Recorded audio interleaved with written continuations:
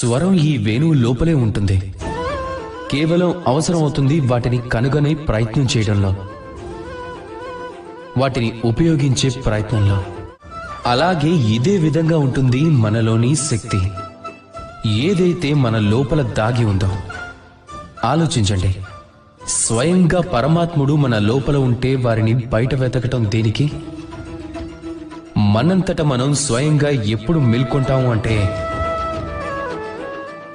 ఎప్పుడైతే ఇతరుల నుంచి సహాయాన్ని ఆశించటం ఆపేస్తామో. కాబట్టి జీవితంలో ఎవరో ఒకరి సహాయం కొరకు ఆశపడుతూ కూర్చోకండి. మీకు మీరు స్వయంగా మారండి. రణభూమిలో మీకు మంచి సారథి దొరకచ్చు, కానీ జీవితం అనే ఈ యాత్రలో మీరే మీ సారథిగా మారాల్సి ఉంటుంది. Download share chat.